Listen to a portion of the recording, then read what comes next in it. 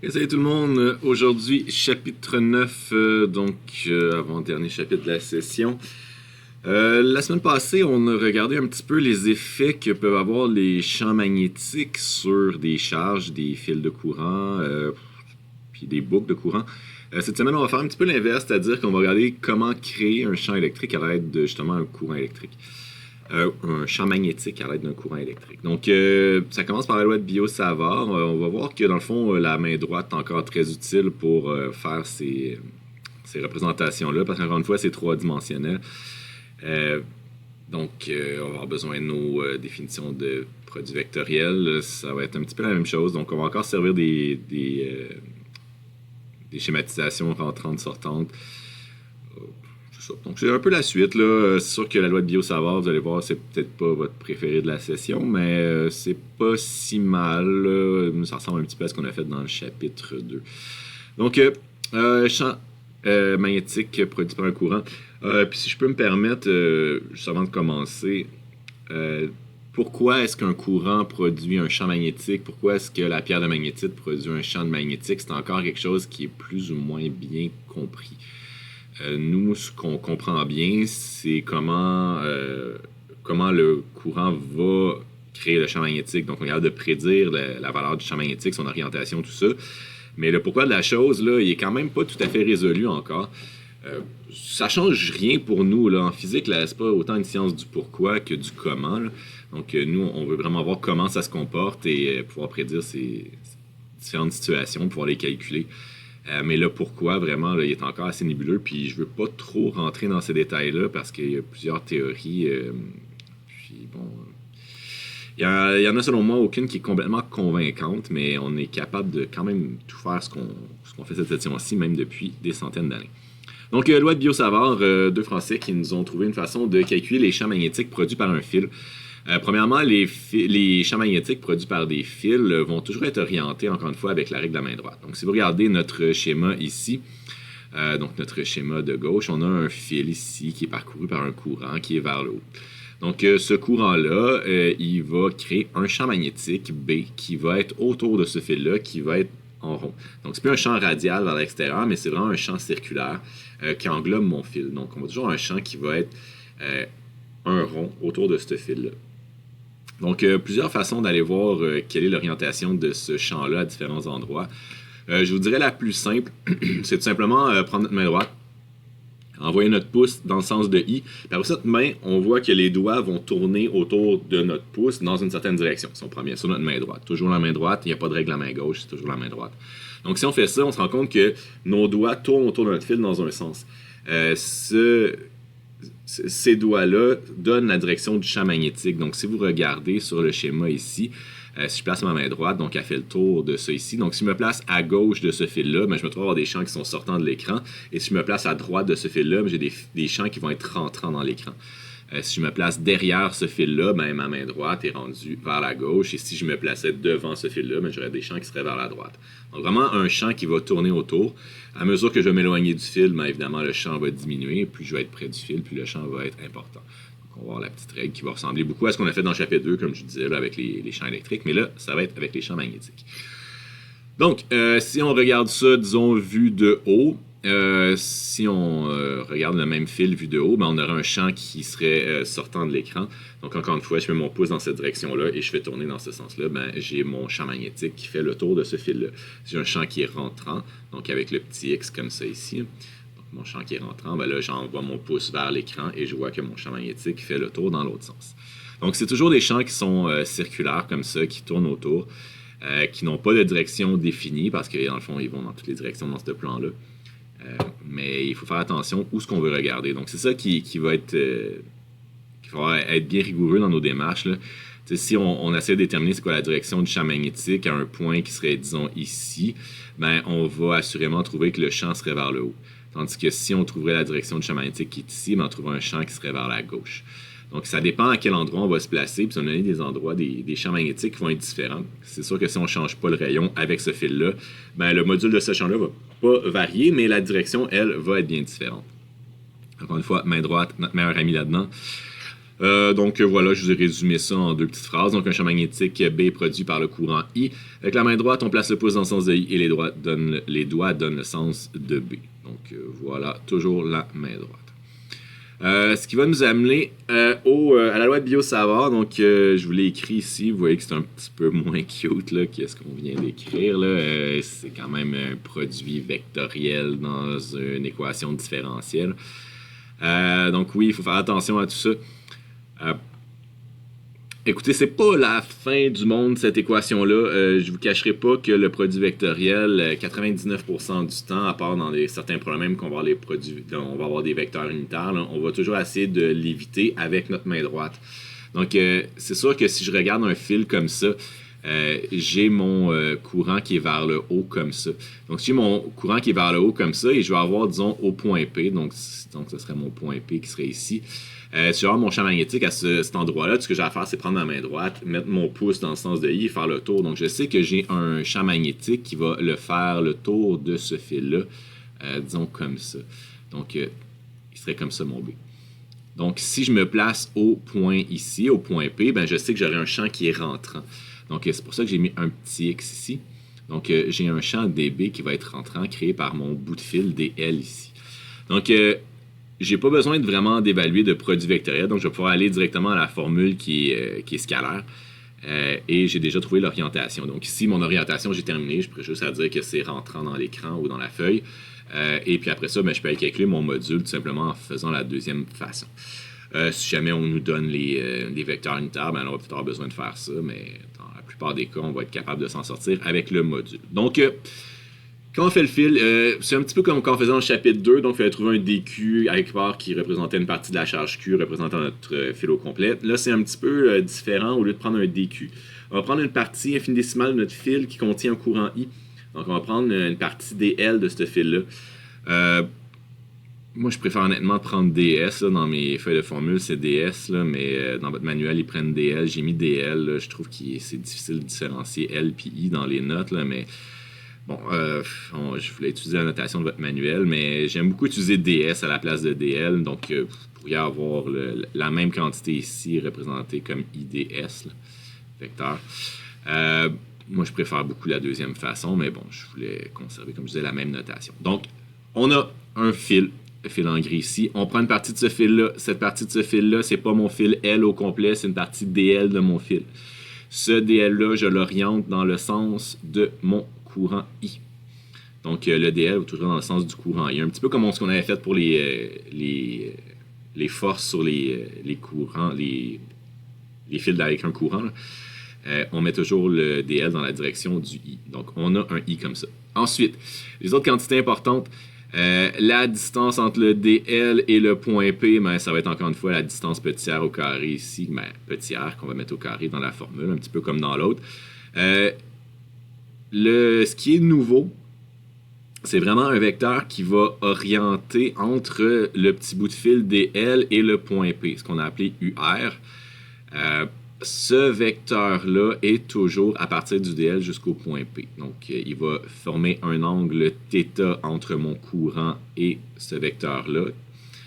Cet angle-là va être important quand je vais calculer mon module. Donc, c'est sûr que plus je vais avoir un angle qui va être important, plus je vais avoir un module de force qui va être de champ qui va être important. Tandis que quand je vais me mettre à 0, ben, je vais avoir un signe de 0 qui va me donner un champ qui est nul. Donc voilà, c'est pas mal les quantités importantes à noter ici. Comme je disais, le UR, là, je vais le répéter, c'est le seul qui est vraiment nouveau, là, selon moi. C'est vraiment, on prend le petit bout de notre fil, notre infini-décimal, notre DL, il est ici. Donc on part de cet endroit-là. Mon point P il est là, donc je trace une ligne vers mon point P à partir de mon DL. Et je trace un θ justement entre mon DL et mon point P. Donc, c'est ça, la distance R qui est la distance entre ces deux-là. Là, j'ai mis grand R ici, la distance entre le fil et le dB, mais ça a plus ou moins d'importance. Pour l'instant, on va le changer tout à l'heure. Donc, voilà, j'ai tout représenté ça. Donc, dB qui est la partie infini-décimale de mon champ magnétique au point P. Mu0, c'est la perméabilité du vide. Dans le fond, c'est le epsilon 0 associé au magnétisme. C'est la faculté au vide de transporter un champ magnétique d'un point à l'autre, un petit peu comme la permittivité du vide était comme la faculté au vide de pouvoir laisser transparaître les champs électriques. C'est un petit peu la même chose avec les champs magnétiques, donc la constante est un peu différente, donc de la valeur ici. Je vous conseille de vraiment utiliser cette valeur-là plutôt que le 1,26. Vous allez voir là, si vous le calculez, là, 4 pi fois 10 à la moins 7, là, c'est 1,25 quelque chose. Donc c'est quand même bien arrondi ici. Vous allez perdre quand même pas mal de précision. Et de plus, vous allez voir, il y a un 4pi dans la formule. Donc le 4pi va venir se simplifier ici. Ce qui en fait une façon de l'appliquer beaucoup plus simple. Donc, je vous conseille fortement de prendre le 4pi fois 10 à la moins 7 Tesla fois mètre par ampère pour le calculer. Donc, sinon, rien de trop compliqué là-dedans. 4pi, on connaissait. Mu0, c'est une constante. I, c'est le courant dans le fil. DL, c'est la petite partie de notre fil ici, donc une petite longueur qu'on va définir un petit peu de la même façon qu'on va dans le chapitre 2. Et puis mon sinus θ qui va être long entre les deux. R, la distance. Donc, j'ai tout défini, tout ça un peu plus en détail. Maintenant, j'ai fait un exemple un peu plus concret, c'est-à-dire le long fil conducteur rectiligne. Celui-là, il est quand même un peu plus difficile à calculer. Il y a plusieurs façons de faire le calcul en fonction de différentes variables. Je vous dirais que dans tous les cas, il y a toujours un gros problème quand il vient le temps de le calculer. C'est soit qu'on fait un gros travail avant de faire l'intégrale ou on fait un gros travail après avoir fait l'intégrale. Faut faire un choix, là. Ça dépend juste en fonction de quelle variable on va intégrer. Moi, j'ai choisi de faire le chemin de faire le long travail avant l'intégrale, mais l'inverse se fait. Donc, j'ai choisi de faire ça pour deux raisons. Premièrement, parce que c'est différent de ce qu'on a fait dans le chapitre 2. Donc, ça nous donne un chemin de plus pour faire la même méthode. Si vous préférez faire ça un petit peu dans le même sens que, que dans le chapitre 2, donc avec le dy ici. En tout cas, vous verrez bien là, quand on va commencer à le faire. Vous allez voir qu'est-ce que ça veut dire tout ça. Donc, j'ai un long fil. Donc là, mes distances ici ont plus ou moins rapport. Il faut que la longueur du fil L là, soit beaucoup plus grande que mon rayon R, là, ce qui n'est pas le cas ici. Je veux un fil infini, donc un fil très très long. Donc je suppose que ce fil-là, il continue vers le haut jusqu'à l'infini. Donc mon fil continue jusqu'à l'infini dans les deux sens. Là. Il est très long ce fil-là. Donc on continue notre fil jusqu'à l'infini des deux côtés. Donc c'est vraiment très très long. Donc ceci dit, j'ai pris un DL ici. Donc mon vecteur DL va être un vecteur qui va être orienté par en haut ici. Mon point P, je l'ai mis ici, donc je vais avoir mon vecteur UR qui va être orienté comme ça ici, ce qui va me créer un angle θ entre les deux, comme ça ici. Donc voilà. J'aurais pu aussi prendre mon DL en bas ici, hein. Donc si j'avais pris mon DL en bas ici, j'aurais eu mon vecteur DL par en haut ici, avec mon UR qui aurait pointé par là. Ça aurait été bon aussi, avec mon θ qui aurait été ici. Donc, on va voir qu'on va servir un petit peu de définitions qui reviennent exactement au même, ça ne change absolument rien. J'ai représenté toutes les autres variables sur mon dessin. J'aurais pu mettre X ici, j'ai mis R, là, la distance entre mon point P puis mon fil. J'ai mis Y comme la distance entre mon origine puis mon DL, puis petit r étant la distance entre mon DL puis mon point P que j'aurais pu définir en bas aussi. Donc là, c'est ça. Là, on va remplacer ça dans notre loi de Biot-Savart. Donc, on a dB est égal à mu0 sur 4pi IDL sin θ fois R au carré, sur R au carré. Donc là, on voit qu'on a un DL qui va varier en fonction de notre longueur. Donc, il va varier de moins l'infini à plus l'infini. J'ai un θ ici qui va varier, évidemment. Donc, si je m'en vais jusqu'à moins l'infini, ben là, imaginez qu'on descend le DL de plus en plus. Là, vous allez voir le UR, là, il va de plus en plus s'orienter vers le haut. Si je vais jusqu'à l'infini, ben, il va pointer directement par en haut. Donc, on part d'un angle de 0, tandis que je amène mon DL ici vers le haut, je continue à le monter, ben, on voit que l'angle θ va de plus en plus ouvrir jusqu'à temps que je me rende à l'infini, qui va pointer vers en bas. Donc, mon θ varie de 0 jusqu'à pi, ou de 0 jusqu'à 180 degrés. Ou sinon, ben, je peux aller travailler avec mes DL qui vont aller de moins l'infini à plus l'infini. Donc, mes Y qui vont aller de moins l'infini jusqu'à plus l'infini. Si je fais ça, par contre, si j'intègre avec Y, je vais arriver à la fin avec... ben, je sais, c'est parce que je l'ai déjà fait plusieurs fois. J'avais avec un truc de l'infini sur l'infini, puis c'est là qui est le problème, que moi, j'ai décidé de ne pas faire aujourd'hui. Donc, j'ai décidé de l'intégrer en fonction de l'angle θ. Donc les transformations restent sensiblement les mêmes. Vous allez peut-être trouver ça un petit peu plus compliqué à faire avant, mais dans les deux cas, on va avoir un petit théorème à la fin du chapitre qui s'appelle le théorème d'Ampère, qui est dans le fond comme le théorème de Gauss, mais pour le magnétisme. Écoutez, je ne sais pas si vous vous rappelez, quand on a fait le long fil comme ça nous a pris à peu près 3 pages de calcul dans le chapitre 2, puis après ça, on l'a refait avec le théorème de Gauss, pas le long fil, excusez, le long fil, le fil infini, calculer le champ électrique autour du long fil infini. Quand on a fait avec les dq est égal à lambda dy, là, ça avait pris 2-3 pages. Tandis que quand on l'a fait avec le théorème de Gauss, ça s'est fait en quelques lignes. On va avoir un petit peu le même principe avec le théorème d'Ampère. Donc, je vous montre comment ça fonctionne ici pour les problèmes les plus compliqués possibles. Puis après ça, on va voir qu'on va avoir l'appliquer dans des situations un peu plus simples. Puis quand on va avoir un fil infini, au bout de la ligne, je vous suggère très fortement de faire ça avec le théorème d'Ampère. Mais quand même, on le fait ici pour voir l'ensemble de la démarche.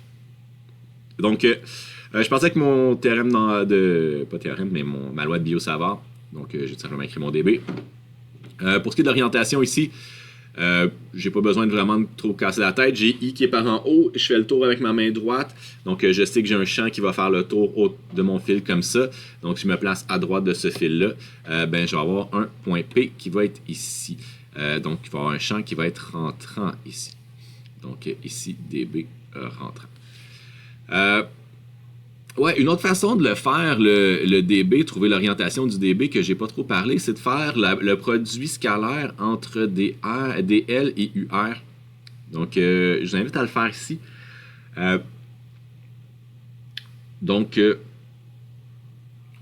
Excusez-moi, je vais éternuer. Donc oui, comme je disais, si on veut faire le produit DL croix UR pour avoir l'orientation au point P. Donc, si je me place dans le sens de UL, donc je rappelle un produit vectoriel, on prend toujours le premier terme, on l'envoie les doigts dans ce sens-là. Après ça, le deuxième terme, on le cherche. Puis ensuite, le pouce nous donne l'orientation du résultat. Donc, premier terme dans mon équation, c'est DL du produit vectoriel croix U. Donc, DL est par en haut. UR, je le cherche, il est, moi, un petit peu vers la droite. Donc, mon pouce est rentrant dans l'écran. C'est rentrant. Voilà, ça redonne la même chose. Si je me plaçais vers la droite, donc si par exemple, je prenais un point P qui était, disons, ici. Donc, mon point P est ici. Qu'est-ce qui se passe? J'aurais un UR qui serait plutôt dans ce sens-là. Donc, qu'est-ce qui se passe dans ce temps-là? J'ai DL qui est encore par là. UR, cette fois-ci, je vais le chercher en tournant mes doigts vers la gauche. Donc, j'ai un P qui serait sortant. Donc, à cet endroit-là, j'aurais un champ qui serait en effet sortant. Donc, vous voyez, ça fonctionne. C'est deux façons de trouver notre orientation du champ magnétique DB. Donc, ici, on aurait un DB qui serait différent. Sortant ici, rentrant là. Donc, ça fit avec ce qu'on a dit tout à l'heure, avec le pouce et la main droite. Les deux cas, ça donne exactement la même chose. Peu importe, ça prend la main droite. Donc, on retourne à notre problème. Je fais la même chose ici, mais si je regarde à mon point P, là, si je regarde mon DL qui est par là, mon UR est par là, ça me donne rentrant. Je le fais en bas, UR est par là, mon UR est encore par là, c'est encore rentrant. Donc, dans les deux cas, ça donne un champ rentrant ici qui est conforme à ce que j'ai dit tout à l'heure. Donc, maintenant, mon DL comme étant sur l'axe des Y, j'ai remplacé mon DL par DY. Ensuite, mon petit R, j'ai fait un Pythagore avec mon Y et mon grand R. Mon sinus de θ, donc je l'ai représenté avec celui-là, c'est peut-être un peu plus simple qu'ici. Si je trace mon triangle au complet comme ça, donc mon θ est ici, donc sinus de ce θ, c'est égal à côté opposé sur hypoténuse, donc j'ai encore mon petit R ici, donc grand R sur petit R. Donc, j'ai isolé petit r qui est égal à grand R sur sinus θ. Donc, voilà, je suis capable de représenter, dans le fond, ces trois variables-là sont dépendantes l'une de l'autre. Je parle de Y, je parle de θ et de R. L'idée, c'est maintenant de tout remplacer pour avoir une seule variable, donc pour pouvoir intégrer. C'est sûr que le choix classique qu'on avait fait dans le chapitre 2, c'est de tout remplacer en fonction de Y, ce qui fonctionne bien ici, comme je disais, jusqu'à temps qu'on fasse nos limites. De moins l'infini à plus l'infini, on va avoir quelque chose qui donne moins l'infini sur plus l'infini sur l'infini. Donc moi j'ai choisi de faire ça en fonction de θ. Donc j'ai tout remplacé mes variables en fonction de θ. Comment j'ai fait ça pour commencer? J'ai isolé mon Y juste pour trouver, à partir de là, trouver une valeur de dy, donc pouvoir remplacer dy. Donc j'ai y qui était à la petit r au carré moins r au carré à partir du Pythagore que j'ai fait ici. Maintenant, j'ai remplacé ce petit r là-dedans pour pouvoir me débarrasser du petit r. Donc je me trouve à avoir maintenant seulement θ comme étant une variable là-dedans. Donc ce qui est déjà bien. Donc, j'ai exprimé mon y en fonction d'une seule variable qui est mon θ. Les grands R, ce sont des constantes. J'ai sorti le R de ça, je me trouve à ça. 1 sur sin carré, c'est coséquente carré. Coséquente carré moins... Il y a un carré ici, excusez, qui manque.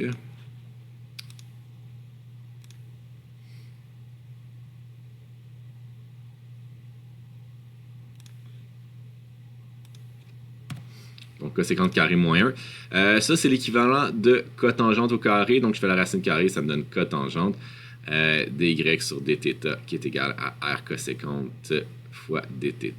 Donc, voilà. Je sais que ça fait loin comme trigo, là, probablement, mais c'est des choses que vous avez vues secondaire 5, donc c'est rien de nouveau. Mais oui, c'est des choses qu'il faut se rappeler. Donc, je suis d'accord que cette identité-là, on ne s'en rappelait probablement pas, là, mais c'est pas la fin du monde, là. Il faut comprendre comment le faire. Comme je disais tout à l'heure, on va avoir une méthode pour le refaire qui va être pas mal plus simple avec le théorème d'Ampère. Mais ça ne veut pas dire qu'il ne faut pas suivre la démarche.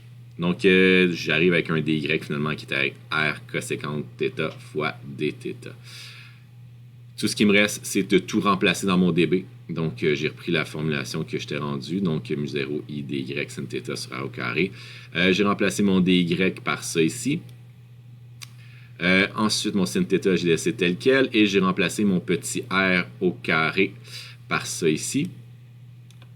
Donc, grand R au carré sur petit r au carré. Donc, je me suis trouvé à avoir tout ça. J'ai fait du ménage dans tout ça. Donc, je vous rappelle que coséquente, c'est 1 sur séquente. Donc, 1 sur sinus, je veux dire. Donc, ça simplifie le sinus qui est ici. J'ai un R ici qui simplifie un sinus. Un R qui simplifie un R au carré ici. Donc, après quelques lignes, je me retrouve directement à ça, qu'on voit qui est quand même pas si compliqué. Donc, j'ai constante, constante, constante, constante, constante. Il me reste juste sinus de θ, dθ à intégrer. Donc, dans cette méthode-là, la grosse job est faite avant l'intégrale. Puis, une fois que j'ai l'intégrale, ben, tout ce que j'ai à faire, c'est regarder mon θ, il va varier de combien à combien, ce que j'ai fait tout à l'heure. Donc, quand on est en bas complètement, mon sinus est complètement fermé. Donc, mon θ est complètement fermé. Quand je suis en haut, il est complètement ouvert. Donc, de 0 à pi. Je fais mon intégrale de sinus qui donne moins cos de pi de 0 à pi. Donc, de moins 1. Donc, mu 0 i sur 2 pi r. Donc, pour un long fil, le champ magnétique est donné par mu 0 i sur 2 pi r. Donc, r étant la distance avec le fil. Donc, faites attention, ceci est valide seulement quand le fil est beaucoup, beaucoup plus grand que la distance avec laquelle j'observe ce fil-là. Si je me trouve être plutôt près d'un fil plus court, ben là, ça ne fonctionne pas. Ou si je suis loin d'un fil qui est court, ben, ça ne fonctionne pas. Donc, il faut faire attention. Si on peut représenter que c'est l'infini, ben, ça va bien fonctionner. Arc de cercle avec courant. Donc, on va faire un petit peu la même chose. Donc, on va... là, j'ai pas trop complété le schéma, donc on va un peu plus le faire ensemble. Donc, si j'ai un courant I, ce que ça veut dire, c'est que je vais prendre un petit bout de ce fil-là qui va avoir un champ magnétique. Donc, je vais avoir mon champ magnétique au point P qui est ici. Donc, j'aimerais avoir au point ici. Ce que je vais faire, c'est que je vais dire, bon, disons que j'ai un dl qui va être comme ça ici. Donc, dans le sens du courant. Si je me fais une ligne avec ça ici, ben, je vais toujours avoir un angle droit. Ça, c'est ma distance petit r, qui est dans le fond mon grand R, qui ne va pas varier ici. Donc, l'avantage de travailler avec un arc de cercle, c'est qu'il y a deux choses. L'angle entre dl et le UR, là, qui va toujours être vers mon point d'observation, ben, ça va toujours être 90 degrés. Donc, peu importe où je me place, si je me place ici, ben, mon dl va être tangent comme ça, et mon UR va être vers l'intérieur. Donc, je vais toujours avoir un angle de 90 degrés entre les deux. Ça ne variera jamais. Ce qui fait que mon calcul devient pas mal plus simple. Maintenant, pour l'orientation de mon champ magnétique au point P, ben, quand même que le fil est courbé ou pas, ça ne change pas grand-chose. J'en prends encore mon courant dans le sens de I et je fais le tour de mon fil comme ça. Donc, je sais que j'ai un champ magnétique qui va le faire le tour de mon fil comme ça. Donc, au point P, je suis rendu à ma gauche. Ça veut dire sortant. Donc, ici, au point P, j'aurais un dB qui serait sortant. vecteur. Donc, voilà. Si je le fais avec l'autre méthode, ben, j'envoie I par là, mon UR est par là, mon pouce est sortant encore une fois. Donc, ça fonctionne les deux façons. Voilà. Pour calculer son module, c'est pas super compliqué celui-là. Donc, tout ce que j'ai à faire, c'est dB est égal à mu0 fois 4pi I fois dl sin θ fois r sur r. Au carré, donc le sinus, comme je disais, entre dl et ur est toujours de 90, donc il va toujours être perpendiculaire, peu importe où je vais me placer, donc c'est toujours 90, sinus c'est 90, ça vaut 1. La distance petit r va être la distance grand R, je me trouve vraiment sur un arc de cercle, donc je remplace par ma constante. Je vous rappelle la définition de l'arc de cercle. Donc, sa longueur, elle, va être égale à R fois un certain angle phi. Donc, cet angle phi-là, je vais le définir comme étant... Donc, l'angle phi qui va être ça ici. Donc, une partie de ce DL-là va être donnée par R fois d phi. Donc, c'est la même chose qu'on a fait plusieurs fois depuis le début de la session. Je ne répète pas tout ça. Vous allez voir dans vos autres chapitres si vous ne vous rappelez plus comment faire ça. Après ça, mais il me reste pas mal juste des constantes. Hein. La seule chose qui va varier, c'est mon angle. Je vais avoir mu0 i sur 4 pi r à intégrer de 0 à phi sur mon angle des phi. Donc, finalement, tout ce que j'ai à faire, c'est regarder c'est quoi mon angle phi. Juste faire attention, phi en rad. Donc, ça va me donner le champ magnétique créé par mon arc de cercle en fonction de la distance par rapport le rayon de cet arc de cercle-là, le courant évidemment, et la grandeur de l'arc de cercle. Donc là, il faut juste regarder c'est quoi la dimension. Donc, si j'ai un quart de tour, ben, je vais mettre pi sur 2. Si j'ai un demi-tour, je vais mettre pi. Si j'ai un tour complet, je vais mettre 2 pi. Si j'ai 8 tours, mais je peux faire 8 fois 2 pi. C'est pas plus compliqué que ça. Donc voilà, ça me donne le module de cet arc-là. Ensuite, pour avoir l'orientation, comme je vous disais, main droite, qui est la méthode la plus simple. Je vais faire un petit exemple ici. Donc, j'ai un courant qui circule à travers un fil. Le fil a une section comme ça. Ensuite, il tourne avec un arc de cercle qui va être à distance égale à R tout long. Puis ensuite, il arrive avec une ligne droite comme ça. Donc, j'aimerais savoir quel est le champ magnétique au point P. Donc, premièrement, là, il faut réaliser qu'on a 3 champs magnétiques à évaluer. Donc, on va avoir un premier champ magnétique dans la section ici, un deuxième champ magnétique dans la section ici et un troisième champ magnétique dans la section ici. C'est un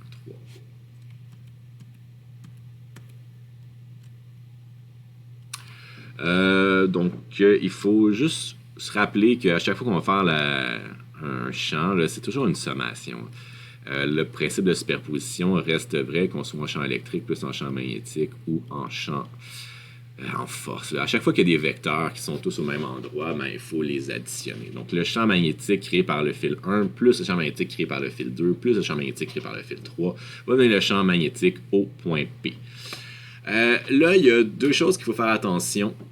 Si j'essaie de faire la section 1 et on commence par la section 1. Si je fais la section 1, qu'est-ce qui se passe? C'est que si je prends un petit DL, ben, mon DL va être dans le sens de I, donc orienté par en bas. Et si je regarde, c'est quoi mon point P? Ben, le vecteur UR va aussi être dans cette direction-là. Donc, qu'est-ce qui se passe? C'est que dans ce cas-là, l'angle entre DL et UR est de 0. Ben, je vous rappelle que dans la loi de Biot-Savart, il y a un sinus entre ces deux angles-là. Sinus de 0, ça fait combien? Ça fait 0. Donc, le champ magnétique créé au point P par ce petit bout de fil-là, comme le DL et le UR sont dans le même sens, c'est nul. Essaie de le faire avec ta main droite aussi. Donc, si tu envoies ton I par là, puis après, si tu essaies d'envoyer tes doigts dans le sens de UR, ben, ça peut être dans n'importe quel sens. UR est déjà dans le même sens. Ça marche pas. Ça devrait te sonner un indice là, si jamais tu y penses pas à l'examen. Là. Si tu vois que toutes les réponses sont possibles, ben, c'est qu'il y a de quoi qui ne fonctionne pas. Donc, dans ce cas-là, c'est que ton champ est vraiment nul.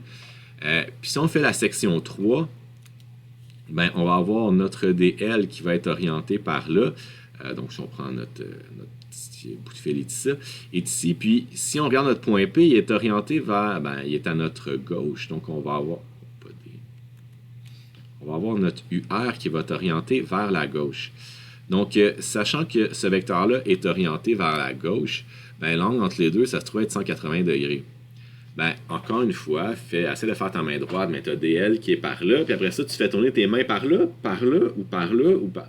Ben, dans tous les sens, il n'y a pas un chemin qui est plus rapide pour aller se rendre à UR. Dans ce cas-là, ça devrait sonner une cloche. Si tu fais ta loi de Biot-Savart, ben, tu vas te rendre compte que l'angle entre les deux est de 180 degrés. Sinus de 180 degrés, tu devrais savoir que ça donne 0. Donc, le champ créé par le petit bout de fil 1 et le champ créé par le petit bout de fil 3, les deux sont nuls. Donc, je vous l'écris ici. Donc, B1 est égal à B3. Donc, DB va être égal à sinus de 0 ici, ou sinus de 180 degrés pour le bout 3. Donc, ça, c'est bien nul. Donc, tout ce qui va nous rester, ça va être le champ magnétique créé par le petit bout de fil qui est ici. Premièrement, on pourrait trouver l'orientation. Donc, si j'ai mon I qui fait le tour comme ça, ça veut dire que c'est rentrant. Donc, j'ai un DB qui va être rentrant ici. Bon, un B aussi. Donc, à ce moment-là, tout ce qu'il me reste à faire, c'est de mettre un petit bout DL ici qui va être orienté dans le sens comme ça. Avec un UR qui va être vers l'intérieur, la distance entre les deux qui va être mon grand R parce que ça ne change pas. Donc là, j'ai un arc de cercle qui va avoir une longueur angulaire de pi sur 2. Donc, j'ai juste à prendre la formule dans le fond. Je n'ai pas besoin de tout la redémontrer à chaque fois, j'ai juste à la démontrer. Donc, mu0i sur 4 pi r fois phi. Donc, mon phi vaut bien pi sur 2 ici. Donc, mu0i sur 8r. Donc, vecteur mu0i sur 8r entrant dans l'écran. Donc, ou entrant dans la feuille, là, si tu travailles sur une feuille, moi je travaille sur l'écran, fait que j'ai mis sur l'écran. Donc voilà, on ne met pas les unités quand on met juste des variables comme ça. C'est pas grave si vous les mettez, mais c'est pas. En général, on ne les met pas. Les unités sont à l'intérieur de ces constantes et variables-là. OK, deuxième exemple. J'ai deux fils, donc j'ai un fil I1 et un fil I2. Donc mon fil I1 a un courant qui est sortant de l'écran et I2 a un fil qui est rentrant dans l'écran. J'aimerais avoir au point P qui est ici, quel est le champ magnétique.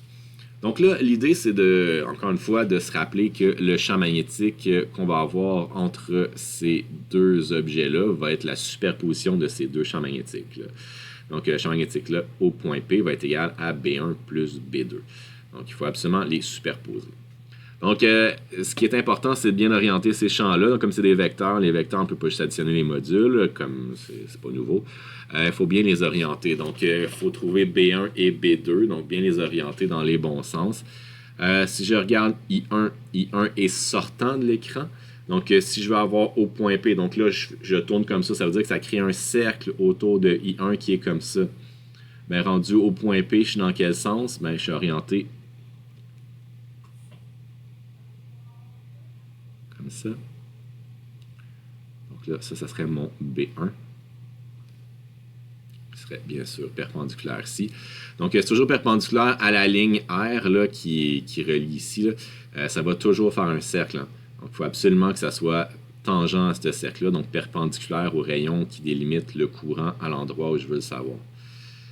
Maintenant, I2. I2, il est rentrant, donc je mets mon pouce dans le sens de ça. Ça me crée un cercle autour, mes doigts tournent dans ce sens-là. Donc, rendu au point P, mon cercle va être tangent dans ce sens-là. J'ai un B2 qui va être par là. Donc, encore une fois, perpendiculaire ici. Donc voilà, écoutez, c'est pas plus compliqué que ça. Il faut juste trouver le module de ces deux vecteurs-là et les additionner en X et en Y. On a les champs électriques. Donc on peut supposer que ce sont deux longs fils. Je n'ai pas précisé, là, mais c'est deux longs fils.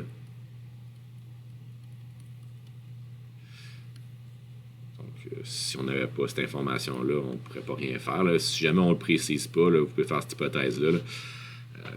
Si vous n'avez pas le choix, sinon on ne peut pas rien faire. Là. Donc, les premiers courants, j'ai la distance D entre les deux fils.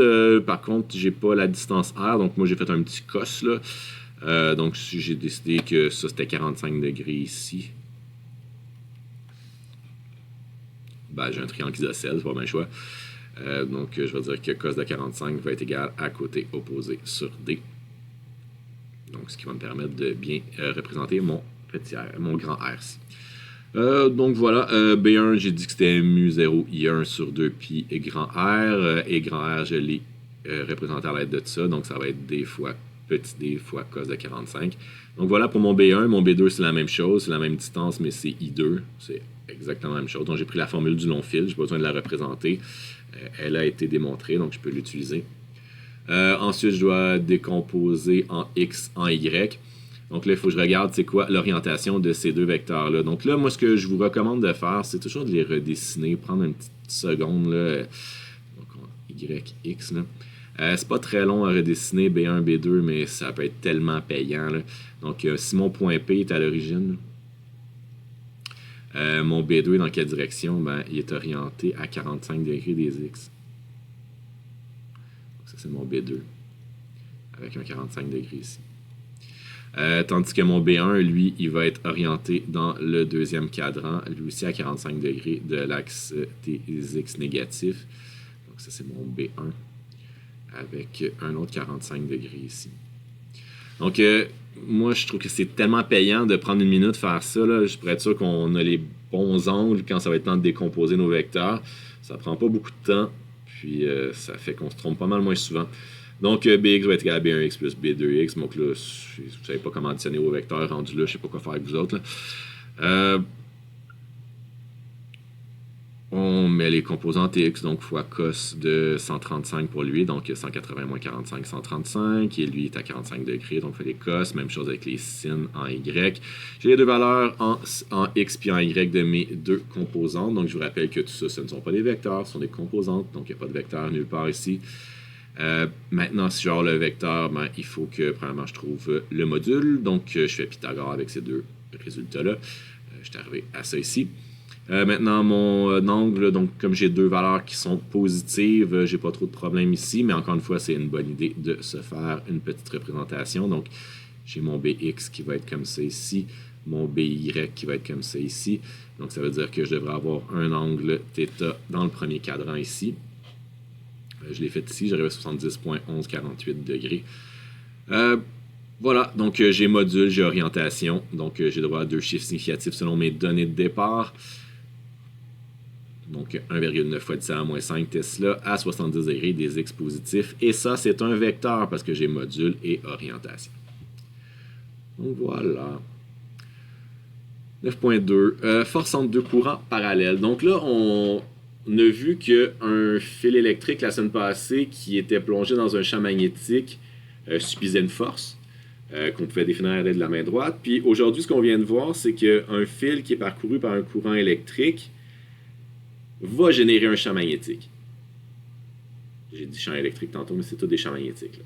Donc, un fil dans un champ magnétique ressent une force et un fil crée un champ magnétique. Donc, si je mets deux fils un à côté de l'autre, qu'est-ce qui se passe? C'est que un premier fil va créer un champ magnétique sur le deuxième et ce deuxième fil-là va ressentir une force. Ce deuxième fil-là va créer un champ magnétique sur le premier et ce premier fil-là va ressentir une force aussi. Donc, ces deux forces-là sont exactement les mêmes, mais en direction opposée. Donc, voilà ce qu'on va devoir faire. Écoutez, comment je l'ai fait dans quel sens? J'ai commencé par calculer le champ magnétique dans B1. Donc, si je regarde le fil I1 ici, donc mon fil est vers le haut, je prends la main droite, ça me crée un champ qui est en rotation autour comme ça. Donc, à l'endroit où j'ai mon fil 1, le champ B1 est orienté par là. Donc, c'est ce qu'on a dit depuis le début de la journée. Maintenant, ce deuxième fil-là est parcouru par un courant I2. Et ce fil-là ressent une force parce qu'il est plongé dans un champ magnétique. Donc, la force F21 que ressent le fil 2 est créée par le champ B1 à cause du courant I2 qui est plongé dans le champ B1. Donc, finalement, au bout de la ligne, le F21 qui va être égal à mu0 I1 I2 L sur 2 pi D. Donc, dans le fond, j'ai combiné les deux formules. C'est tout simplement ça. La force va être égale à ça et le champ est égal à ça. Je combine les deux. Si je faisais l'inverse, ben, le vecteur serait juste dans le sens opposé. Donc, si je regarde le I1, lui, il me crée un champ qui serait encore une fois comme ça. Donc, au fil ici, j'aurais un B2 qui serait comme ça. Donc, si j'ai un I qui est comme par en haut, j'envoie mes doigts vers B2, ma force est vers l'intérieur. Donc, on voit qu'en ce moment, les deux fils, si on a des courants qui sont parallèles, les deux fils sont en train de s'attirer. Donc, si on met deux fils avec des courants parallèles, il y en a un qui crée un champ sur le deuxième qui ressent une force. Le premier crée un champ sur le premier. Vous comprenez le principe, je ne répéterai pas encore. Si j'inverse les courants, qu'est-ce qui va se passer? Donc, disons, j'ai I1 qui serait comme ça. Et disons que j'ai I2 qui serait comme ça. Ben, encore une fois, si je fais le tour comme ça, mettons que je vais avoir B1, ben ici, B1 serait rentrant à cet endroit-là. Donc, si je fais le tour avec ma main droite, là, je me trouve à avoir un B1 qui serait rentrant ici. Donc, si je veux avoir la force que ressent ce fil-là, ben, j'ai I qui est par en bas, B qui est rentrant, donc j'envoie ma main rentrante, ce qui me donne une force. Donc, ici, j'aurais un F2,1 qui serait vers l'extérieur. Si je fais la même chose pour l'autre fil, donc j'ai un I2 qui est par en bas, donc rendu à ce fil-là, j'ai un champ B2 qui est rentrant. Donc, si je regarde, c'est quoi la force que ressent mon fil I1? Ben, I1 par là ressent le champ qui est rentrant. Donc, ce qui me donne une force vers l'extérieur avec mon pouce. Donc, ce fil-là ressent une force F1,2 qui va être vers l'extérieur. Donc, faites attention. C'est juste l'inverse. Hein. Si on a deux fils qui sont des courants qui sont parallèles, les deux fils s'attirent. Si on a deux fils qui sont en direction opposée, ces deux fils-là se repoussent. Donc, je l'écris ici. Maintenant, le théorème d'Ampère. Le théorème d'Ampère, je vous l'écris ici, c'est un bout extrêmement important de ce chapitre-là. Si vous le regardez tout de suite en partant, vous devriez voir que ça ressemble beaucoup au théorème de Gauss. C'est une intégrale fermée, vectorielle, c'est pareil. Là. Écoutez, les différences avec le théorème de Gauss, c'est que là, au lieu d'avoir une intégrale de surface, donc le théorème de Gauss, on avait un dA ici, là, on a un ds. Donc, au lieu d'avoir une surface fermée, on va avoir un parcours fermé. Donc, c'est juste une trajectoire qui doit partir d'un certain point et finir au même point. Donc, c'est comme faire le tour d'une piste de course. Là. On part à la ligne de départ, puis si la ligne d'arrivée est au même endroit, ben, on a bouclé la boucle. C'est ça notre ds. Au lieu d'avoir epsilon 0, ben, on a mu0. Au lieu d'avoir les charges à l'intérieur, on va avoir les courants à l'intérieur. On peut se faire attention, au lieu d'avoir des charges positives, des charges négatives, ben, les courants c'est toujours positif, mais on va avoir des directions. Le I intérieur va le mettre positif si notre main droite fit avec notre courant et notre parcours ds. On va s'arranger pour que ça fit. Mais ça se peut des fois qu'on ait plus qu'un courant, donc des fois il y en a qu'il faut qu'on mette positif, d'autres qu'on met négatif. Donc il faut juste se fixer un sens de parcours. Puis après ça, on met notre main droite dans ce sens-là. Donc, si on décide de faire le tour d'un fil, donc notre fil est ici, là, donc on a un fil, disons, qui serait rentrant, ben là, ce que je vais faire, c'est que je vais faire un parcours ds autour de ça. Ben là, c'est moi qui décide. Est-ce que je fais ds qui est dans ce sens-là? Donc, si oui, si je fais ds qui est dans ce sens-là, je tourne par là. Donc là, à ce moment-là, si j'ai ds qui tourne par là, je mets mes mains dans le sens de ds, ben mon courant est sortant. À ce moment-là, j'aurai un I intérieur positif. Si j'avais décidé de mettre mon ds dans l'autre sens, je ferais tourner dans l'autre sens, mais là, j'aurais I qui ne fit pas avec ce que j'ai dit comme courant. Donc là, je mettrais mon I négatif. En général, on s'arrange pour que ça fit, pour toujours avoir des valeurs positives, mais c'est pas tout le temps possible. Donc voilà.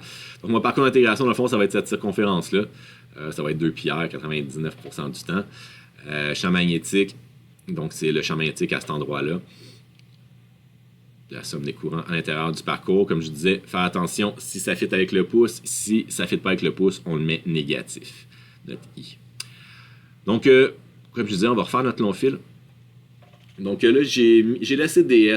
J'étais comme tanné de voir le dl. Là, fait que là, ici, dans le fond, le ds qui est ici, c'est le ds qu'il y a sur notre feuille de formule et dans les formules qu'on va donner.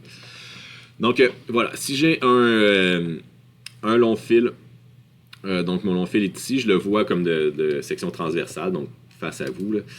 Le courant est sortant de l'écran. Donc là, ce que je vais faire, c'est que je vais me décider de mettre un parcours d'intégration qui va être à une certaine distance, que je vais appeler petit r, de mon fil. Donc moi, ce que je veux, c'est avoir, dans le fond, c'est comme si mon point P était ici, là. Donc je veux savoir au point P, donc B AP est égal à quoi? Donc, c'est plutôt le module, j'ai mis vecteur, mais c'est plutôt le module qu'on va essayer de déterminer. Mais au bout de la ligne, le vecteur, on l'a déjà déterminé. Donc, on sait qu'on va avoir un B qui va tourner autour de notre fil. Là, l'idée, là, si on veut que ça soit cohérent pour qu'on n'ait pas à rajouter des signes positifs, négatifs, c'est qu'on s'arrange pour mettre notre DS ou notre DL dans le même sens que B. Donc là, si j'ai un courant qui est sortant, on pousse, je le fais sortir, je sais que mon champ magnétique va être autour de mon fil dans ce sens-là. Ben, mets donc ton DS dans le sens de ton B. Comme ça, ce qui va arriver, c'est quand tu vas faire ton produit scalaire, tu vas pouvoir enlever directement ton produit scalaire ici. Donc, tu vas mettre un cos de 0.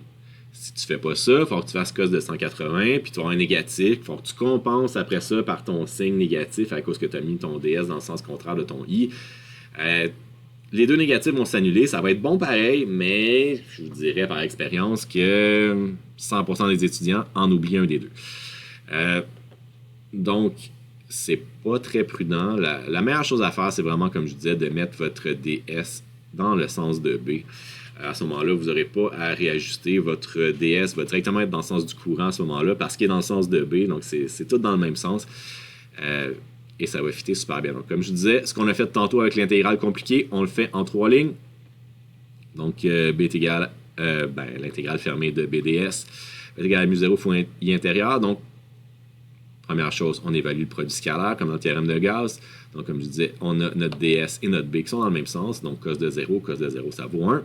B est constant tout le long de ce cercle-là. Donc, c'est pour ça qu'on a choisi un cercle comme ça, pour ne pas faire varier la distance. Donc, B, je peux le sortir.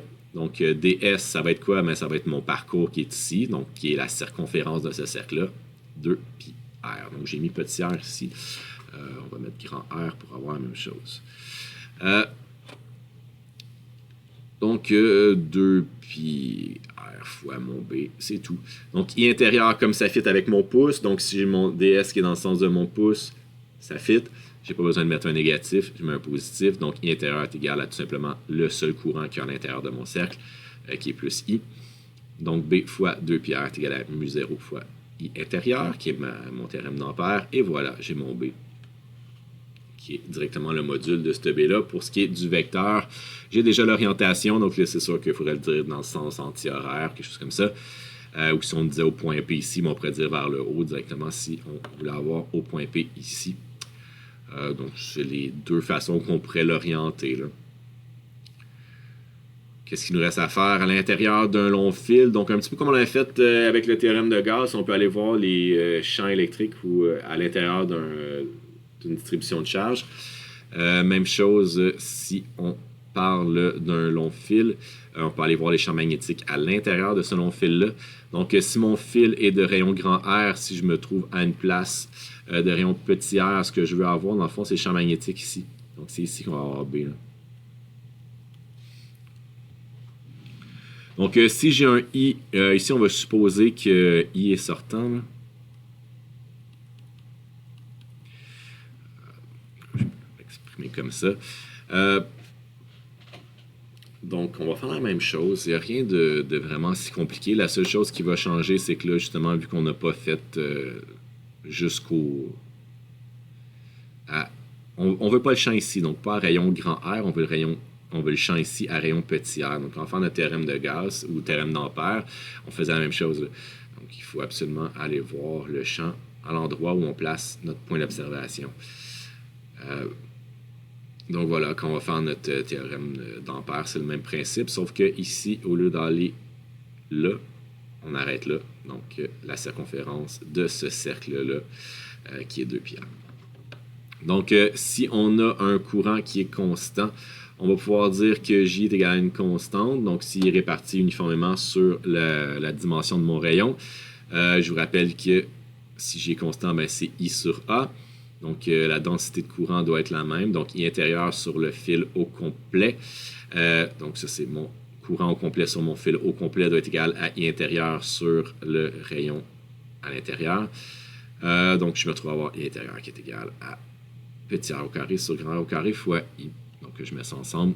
J'arrive à B est égal à mu0 I R sur 2 pi grand R au carré. Donc voilà, c'est pas plus compliqué que ce qu'on a fait dans le chapitre 3, mais ça revient un peu au même. On va faire un autre petit exemple. Je sais que tu te poses la grosse question, mais si jamais J n'est pas constante, qu'est-ce qu'on fait? Ben, je suis content que tu poses la question, on le fait ici. Exemple 9.3. Donc là, j'ai mis un fil un petit peu plus compliqué, donc c'est-à-dire un fil avec un trou. Puis en plus, la densité de courant est non constante, donc la densité de courant varie en fonction du rayon. Donc ça veut dire qu'à mesure que je m'éloigne du centre de ce fil-là, j'ai de plus en plus de courant. Donc à mesure que R augmente, J augmente. Donc le courant est pas distribué équitablement là-dedans. Donc J n'est pas égal à une constante. Donc dans ce temps-là, il faut faire attention. Quand on va évaluer notre I intérieur, c'est là qu'il faut être un peu plus prudent. Je donne la valeur de la constante C, là, qui est juste une constante ici, qui peut être n'importe quel chiffre. Là. Puis on veut avoir quelle est la valeur de B. Donc j'ai mis vecteur à R est égal à 3,0 cm. Je devrais pas mettre vecteur ici, là, mais c'est pas grave. Là, on va pouvoir orienter sa direction tantôt.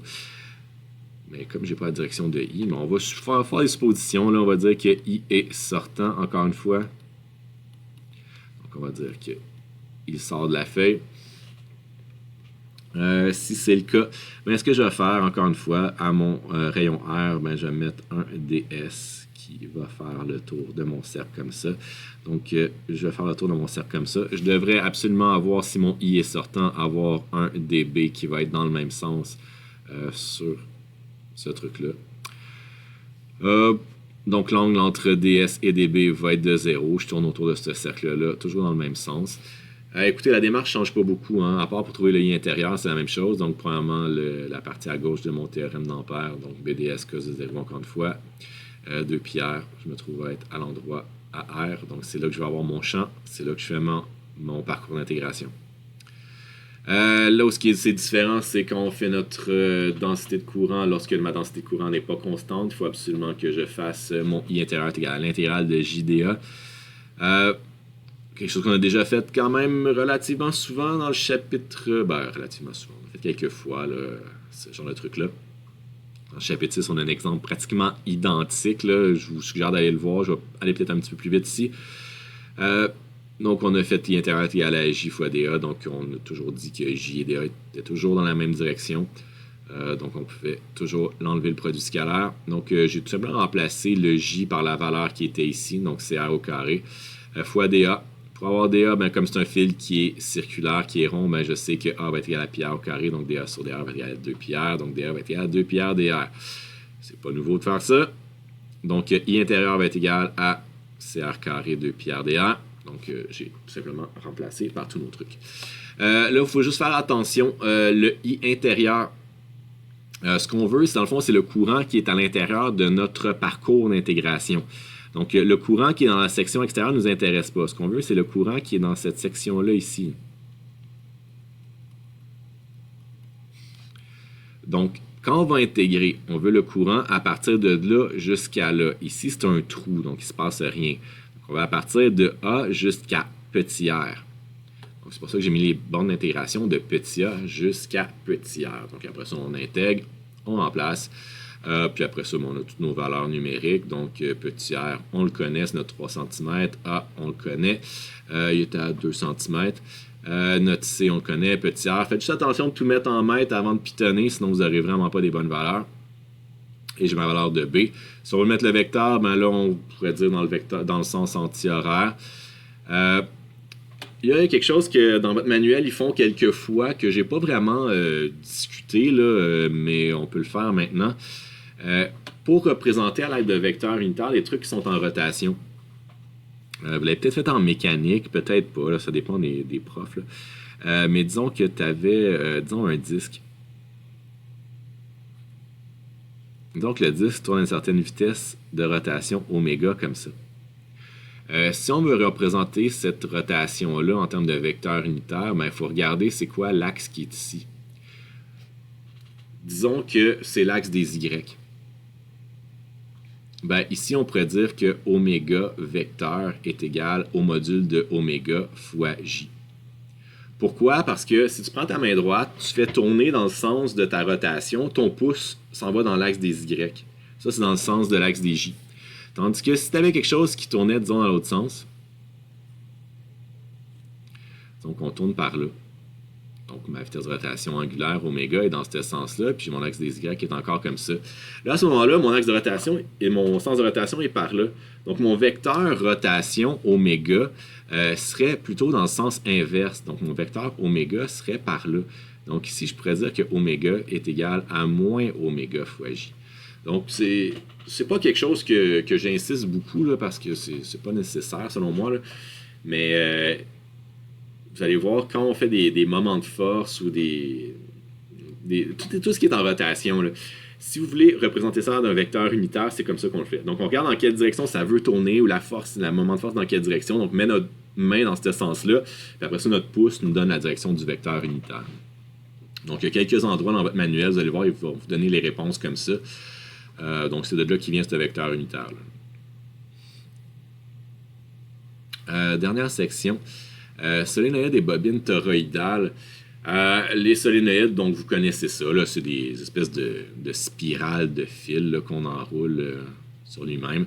Donc on va mettre un courant I qui va circuler là-dedans, qui va ressortir de l'autre côté.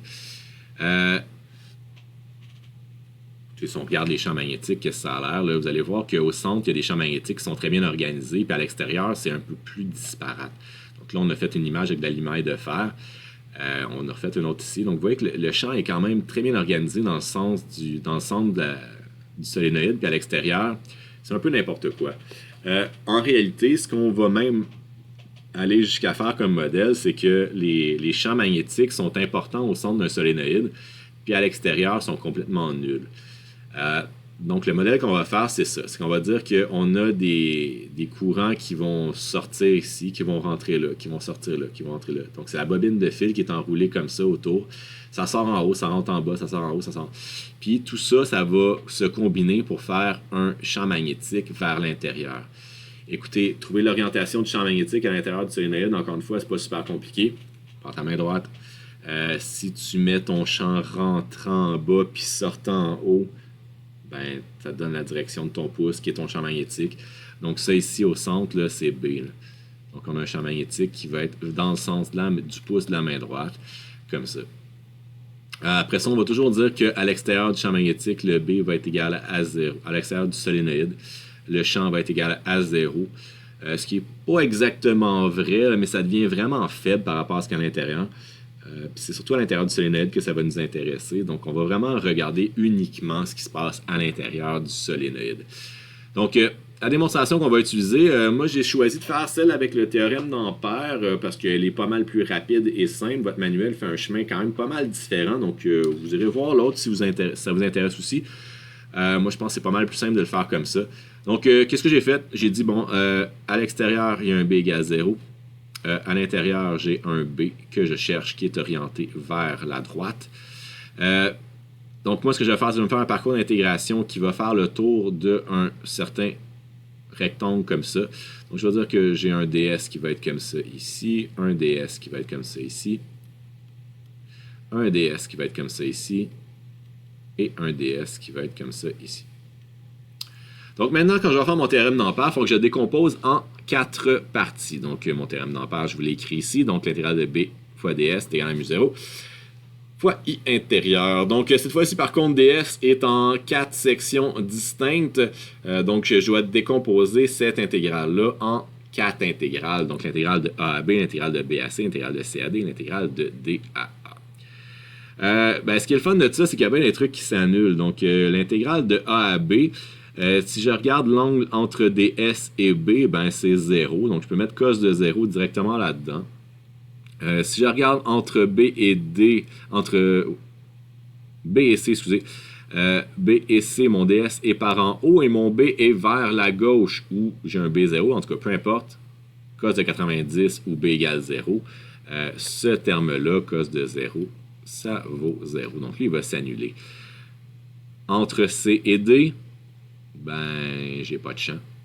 Donc, 0 font n'importe quoi. Ça va tomber à 0. Quand je vais faire entre D et A, ben, encore une fois, cos de 90, ça tombe à 0. Donc, tout ce qui me reste, c'est le premier terme. Donc, l'intégrale entre A et B. Donc, je vais sortir B parce qu'il est constant là-dedans. Donc, il me reste l'intégrale des S. J'ai mis cette distance-là comme étant H. Donc, c'est pour ça que j'ai mis un petit H sur mon dessin. Vous allez voir que ça va se simplifier dans 2 secondes. Ce terme-là, là, on ne l'aura pas dans notre formule, évidemment, parce que la grosseur de ce rectangle-là est complètement aléatoire. Mais ce qui va être important, c'est quand je vais faire mon I intérieur. Donc, je vais regarder combien dans mon rectangle de longueur H, combien de I est-ce que j'ai pris. Donc, j'ai pris 1, 2, 3, 4, 5, 6 dans mon exemple ici. Mais en réalité, c'est un certain nombre que je vais appeler grand N. Puis après ça, ben, je vais dire que ce grand N-là ben, va être représenté par une certaine densité, donc une certaine concentration que je vais appeler petit n fois H qui est à longueur. C'est plus facile de le voir peut-être dans l'autre sens. C'est-à-dire que n va être un nombre de spires par unité de longueur. Donc, si je prends le nombre de spires total de mon solénoïde, puis je divise par la longueur de mon solénoïde, ben, ça va me donner le petit n qui va être ce que je vais représenter mon solénoïde avec. Donc, je vous invite à regarder le restant de la démarche, mais j'arrive finalement à le champ magnétique à l'intérieur du solénoïde qui est donné par mu0 I fois n. N qui est justement le nombre de spires par unité de longueur. Donc, c'est petit n ici qui va, c'est pas toutes les spires qu'il faut que je prenne, mais le nombre de spires par mètre. Donc, plus les fils vont être coincés ensemble, plus j'aurai un champ magnétique qui va être important. Donc, voilà pour mon solénoïde. Bobine toroïdale, c'est un petit peu le même principe que le solénoïde. Par contre, c'est un solénoïde, dans le fond, qu'on a replié ensemble pour faire un cercle.